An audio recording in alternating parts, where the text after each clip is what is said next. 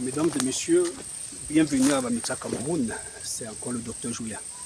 Voilà, je suis de retour de la brosse. Je suis allé chercher les remèdes pour vous les patients, les meilleurs remèdes. Ce n'est pas du tout facile d'être au bureau en train de recevoir les gens, d'être en ligne en train de consulter, de discuter avec les gens et d'être aussi en train d'aller en brousse chercher les remèdes, d'être aussi en train d'aller expédier. C'est un sacerdoce, c'est quelque chose que je le fais par amour. Voilà, je reviens encore sur la cause première de l'infertilité chez la femme, les trompes bouchées. Oui, si aujourd'hui la plupart des femmes n'ont pas réussi à accoucher dans leur vie, c'est tout simplement parce qu'elles ont négligé cette histoire de trompes bouchées. Certains ont eu la chance, les trompes sont débouchées. Mais attention, attention, il faut toujours bien comprendre. Je m'adresse à toi là, qui est toujours là en train de te purger avec les quatre côtés, les aubergines sauvages, les piments de Guinée. Tes trompes ne sont pas ici, derrière. Là-bas, derrière, c'est là où on fait les selles. Si tu purges là, c'est pour nettoyer là où il y a les selles. C'est pour nettoyer le ventre, l'abdomen, là où il y a les caca. C'est pour nettoyer ça. En bas ici, là, la région pelvienne, l'utérus là. La porte d'entrée de l'utérus, c'est par devant, là où tu fais les rapports là. C'est là-bas qu'on passe pour arriver dans l'utérus et aller dans les trompes. Donc si tes trompes sont bouchées, cherche à passer par devant là. D'accord? Maintenant, qu'est-ce qui crée même souvent les trompes bouchées, docteur? Je n'ai jamais avorté. Je n'ai jamais, oui. Ce sont les infections. La première chose sont les infections. Et il existe des infections qui arrivent et repartent à bas bruit.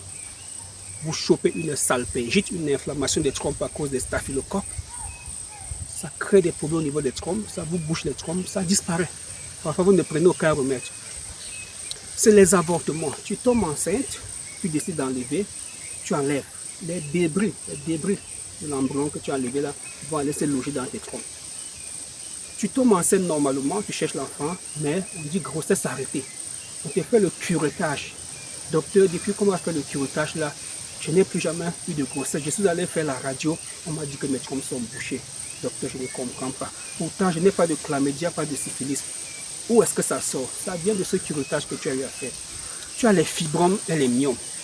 Ça te fait beaucoup saigner. Les fibromes ou les myomes. Tu pars donc faire la myomectomie, l'ablation des myomes. On enlève les myomes. Les débris des chairs des myomes là, ça va aller te boucher les trompes. Tu tombes enceinte. À 9 mois, on dit le bébé ne peut pas sortir, le col est fermé, on va faire la césarienne. On t'opère, on retire le bébé. Dans la précipitation pour coudre, on ne nettoie pas bien quand c'est comme si c'était un accouchement normal. On n'appuie même pas le ventre. D'accord? Il y a les lochis, le sang des règles là, qui sortent souvent en bas. Le sang après l'accouchement qui sort souvent en bas là. Ça ne sort pas, ça reste dans la cavité utérine et ça fait des synéchies, ça peut te bloquer aussi les trompes. Alors, tu peux avoir aussi une péritonite, une inflammation au niveau de l'abdomen du territoire. On opère et on lèse, on bouscule tes trompes. D'accord, ça va créer ce qu'on appelle des adhérences. D'accord, pelvis adhérentiel. Tu as souvent vu ça, non? Sur la conclusion de ton échographie. Alors, le message pour toi, c'est la bonne nouvelle, c'est qu'il existe la méthode traditionnelle. Tu vas mettre l'ovule par devant. Ça va nettoyer les choses. Tu vas écouter comment les femmes vont expliquer comment l'ovule l'a fait. Ça nettoie, ça tire. C'est l'opération traditionnelle des trompes. Nous, on opère les trompes de manière traditionnelle avec l'ovule. D'accord? Mais on ne te blesse pas. Tu mets l'ovule, ça retire les choses par devant. Parce que souviens-toi que lorsque tu allais faire ta radio des trompes là, le radiologue a mis ses appareils par devant. Il a pompé le liquide là. Le produit de contraste, il a poussé. Ça allait bloquer quelque part. Il a dit que ça ne passe pas.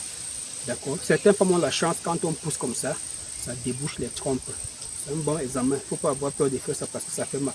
Donc le radiologue, en cherchant à voir si tes trompes sont bouchées, peut déboucher.